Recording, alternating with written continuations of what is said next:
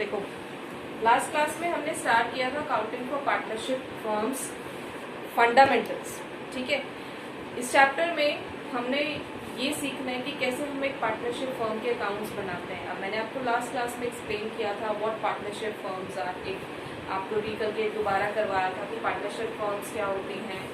जितने भी पार्टनर्स हैं they agree into a partnership deed. ठीक है, एक एग्रीमेंट बनाते हैं जिसके चलते वो अपने सारे टर्म्स एंड कंडीशंस उसमें लिखते हैं।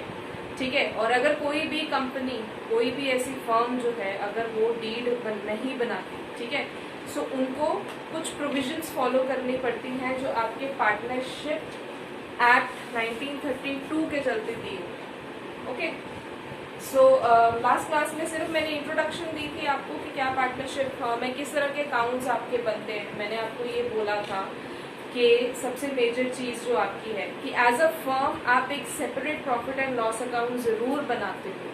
ठीक है, एज अ फर्म आपने कितना प्रॉफिट कमाया ये आप ऑब्टेन करते हो, लेकिन you maintain a separate profit and loss appropriation account, जिसके चलते व्हाट यू डू इज आप अपने पार्टनर्स के बीच में अपने जो भी प्रॉफिट्स है या लॉसेस है वो डिस्ट्रीब्यूट करते हैं।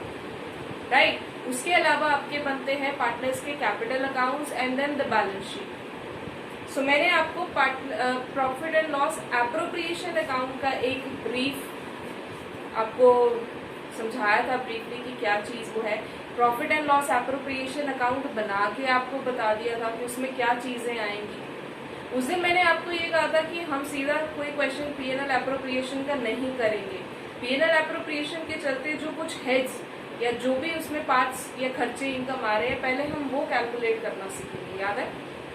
ठीक है, तो पीएनएल एप्रोप्रिएशन अकाउंट में व्हाट यू डू इज कि आप अपनी फर्म का प्रॉफिट ट्रांसफर करते हो।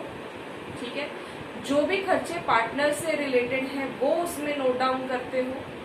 जैसे कि खर्चों में आ जाता है आपका इंटरेस्ट ऑन कैपिटल। दूसरी चीज आ जाती है कोई भी सैलरी और कमीशन जो आपने अपने पार्टनर को पे किया। ठीक है, उसके अलावा अगर आपने कुछ पैसा ऐसा है आउट ऑफ प्रॉफिट जो रिजर्व्स में ट्रांसफर किया, कोई इनकम जैसे कि ड्रॉइंग्स, अगर कोई पार्टनर पैसा विड्रॉ कराता है तो हम उस पर भी इंटरेस्ट चार्ज करते हैं, तो वो आपकी फर्म के लिए एक हिसाब से इनकम हो गई। सो वो आप रिकॉर्ड कर लेते हो as a income on the credit side. ठीक है, सो नाउ अब ये सब हेड सीख रहे हैं हमने। पीएनएल एप्रोप्रिएशन अकाउंट हम बनाएंगे but after understanding all those little concept जो उसमें आ गए हैं। ठीक है, ये चीज आप मैंने आपको बोली थी। तो पहले सबसे पहले आपका जो है वो है interest on capital. Interest on capital जो है वो फर्म के लिए एक्सपेंस है, लेकिन जो पार्टनर है उसके लिए वो एक सोर्स ऑफ इनकम है। ठीक है, अब हम इंटरेस्ट ऑन कैपिटल क्यों लगाते हैं, कितना लगाएंगे, कैसे लगाएंगे, ये चीज सीखनी है। ठीक है, क्लास 11th में अगर you had to find the interest on capital so that was very easy. तुम्हें बोल दिया जाता था इतना कैपिटल है, 10% इंटरेस्ट ऑन कैपिटल है, तो तुम उसका सीधा 10% कर देते थे। ठीक है, अब इन अ पार्टनरशिप फर्म तुमने बहुत चीजों का ध्यान रखना है कि किस हिसाब से आपका रेट लगे, क्या रेट लगेगा, किस हिसाब से आप उसकी टाइमिंग्स की कैलकुलेशंस करोगे। ठीक है, सबसे पहले ये सीखते हैं कि what interest on capital is. अब मैंने यहाँ पे क्या लिखा है, मैंने लिखा है interest on capital is allowed to compensate a partner for contributing capital to the firm. कि तुमने हमारी कंपनी में, हमारे फर्म में कॉन्ट्रीब्यूशन करी है, उसके चलते क्या होगा, इंटरेस्ट ऑन कैपिटल आपको दिया जाएगा। There would be some interest which would be paid to you as a partner. ठीक है, why? Because you have contributed some amount in our business. तो फर्म के लिए इट्स एन एक्सपेंस और जो आपका पार्टनर है उसके लिए वो एक सोर्स ऑफ इनकम है। ठीक है, in excess of the profit sharing ratio, that means profit के भी एक्सेस में आपको ये मिलता है। ओके, तो प्रॉफिट आपको मिलना ही मिलना है। There is going to be some part of profits जो आपको मिलेगा ही इन एन एग्रीड रेशियो। उसके अलावा इंटरेस्ट ऑन कैपिटल आपको मिलनी है, लेकिन किस सिचुएशंस में मिलेगी और कौन सी ऐसी सिचुएशंस है जहाँ पे नहीं है। अब मैंने आपको कहा था कि अगर आपने पार्टनरशिप डीड साइन करी हुई है, ठीक है, तो वहाँ पे आपने मेंशन किया है कि इतना % इंटरेस्ट ऑन कैपिटल होगा या कुछ भी। लेकिन अगर आपने पार्टनरशिप डीड साइन नहीं की तो सबसे इम्पोर्टेंट चीज, there won't be any interest on capital allowed to you. As per the partnership act, Indian partnership act. ठीक है। Second most important thing is, जब भी आपका जो इंटरेस्ट ऑन कैपिटल लगता है, ठीक है, ये बात भूलना नहीं है कभी, वो हमेशा ओपनिंग बैलेंस पे लगेगा। You understand opening balance and closing balance? Opening balance होता है एज ऑन अप्रैल 1, ठीक है, क्लोजिंग बैलेंस होता है at the end of the year. So you understand the difference कि opening balance would be different and the closing balance would be different. ठीक है। तो आपका जो इंटरेस्ट ऑन कैपिटल है वो हमेशा लगेगा ओपनिंग बैलेंस पे। आपको क्वेश्चन में हमेशा बैलेंस शीट दी होगी, so you have to check कि क्या वो balance sheet at the end वाली है या ओपनिंग बैलेंस शीट है। अगर ओपनिंग बैलेंस शीट दी हुई है तो आप ओपनिंग बैलेंस पे लगाओ। अगर आपको क्लोजिंग बैलेंस शीट दी है, इसका मतलब क्लोजिंग बैलेंस दिया है, then you have to find the opening capital. There is a formula जिससे आप अपना ओपनिंग कैपिटल कैलकुलेट कर सकते हो। ठीक है। तो पहले आप अपना उसमें वहां पर आपका जो तरीका होगा, मतलब द मेथड, वो आपका ज्यादा लंबा हो जाएगा, बिकॉज इंटरेस्ट ऑन कैपिटल लगानी है। पहले तुम्हें कैलकुलेट करनी पड़ेगी क्या तुम्हारी ओपनिंग कैपिटल है, उसके बाद you will be able to allow the interest on capital. इतना क्लियर है?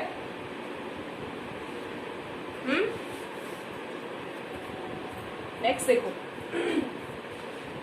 अब आपकी क्या प्रोविजंस आ जाती हैं related to interest on capital.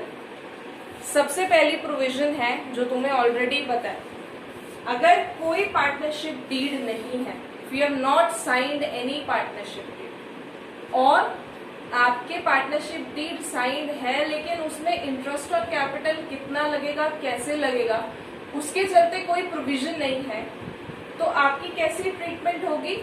There won't be any interest on capital allowed। तो आप इंटरेस्ट ऑन कैपिटल लगाओगे? No, your interest on capital is not allowed।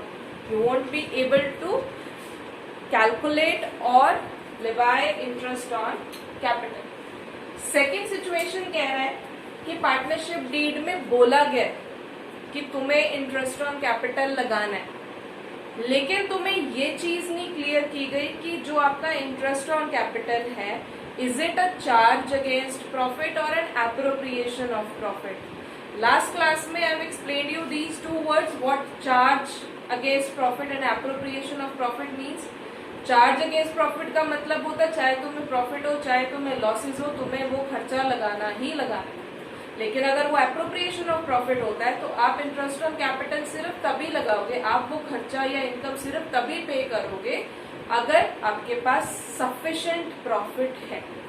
तो इसमें क्या बोला कि डीड में लिखा हुआ था कि इंटरेस्ट ऑन कैपिटल लगेगी, ठीक है, क्वेश्चन में भी लिखा हुआ है you have to the interest on capital is at the rate of 10%, लेकिन द क्वेश्चन इज साइलेंट कि whether the interest on capital is been treated as a charge against profit or an appropriation of profit। तो इसमें आप क्या करोगे, इसके चलते आपके 3 पॉसिबल सिचुएशन है। ठीक है।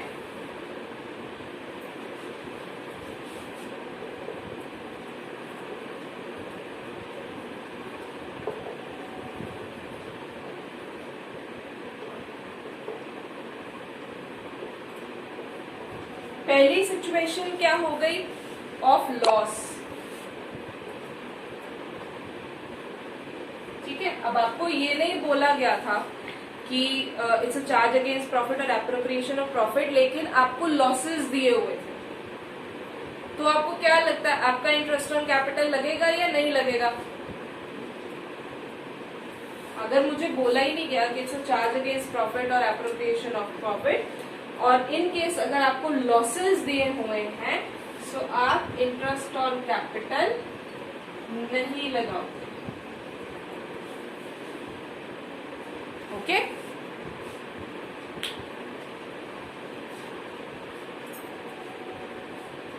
ठीक है। सेकेंड केस क्या बनता है आपका? प्रॉफिट्स है। मैम ये जब पार्टनरशिप डीड साइंड है तब है ये? हाँ, लॉस वाला। हाँ, बोला मैंने कि पार्टनरशिप डीड है, इंटरेस्ट ऑन कैपिटल लगाने को भी बोला है, लेकिन ये नहीं बताया कि जो इंटरेस्ट ऑन कैपिटल है is a charge against profit और एन एप्रोप्रिएशन ऑफ प्रॉफिट। तुम ये समझ रहे हो ये टर्म? प्रोविजंस या केसेस समझ नहीं आ रहे तो साथ साथ पूछ रहे, ठीक है। अब उसमें भी मैं तुम्हें सिचुएशंस बता रही हूँ कि अगर वो साइलेंट है क्वेश्चन कि कैसे लगाना है चार्ज अगेंस्ट प्रॉफिट, और कैसी कैसी सिचुएशन मिल सकती है। अगर तो लॉसेस हुए दिए हुए तो तुम इंटरेस्ट ऑन कैपिटल नहीं लगाओगे। नेक्स्ट है आपको प्रॉफिट्स दिए हैं, ठीक है। अब वो प्रॉफिट्स आपके इंटरेस्ट ऑन कैपिटल के इक्वल है या फिर मोर देन द चार्ज है, फिर तो आप लगाओगे बड़े आराम से, ठीक है। तो यहाँ पे क्या होगा, जो प्रॉफिट है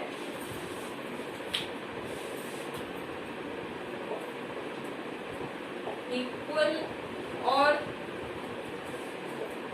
more than the interest on capital है, अवेलेबल है। जैसे कि क्या एग्जांपल दे सकती हूँ यहाँ पे कि 20,000 रुपीज का तुम्हें प्रॉफिट था इस साल जो हुआ, ठीक है। So when you calculated the interest on capital it turned out to be 18,000।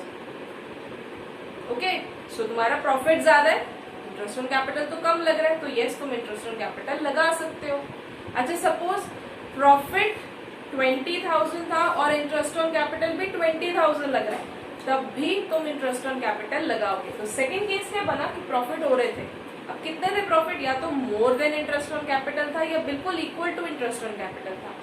उस सिचुएशन में आप इंटरेस्ट ऑन कैपिटल लगाओगे at an agreed ratio, allowed at an agreed percentage, जो भी दिया 10%, 20%, 30%।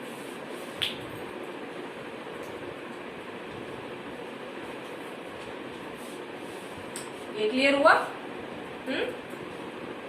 इसको मैं इरेज कर देती हूँ, इतना लिख लो।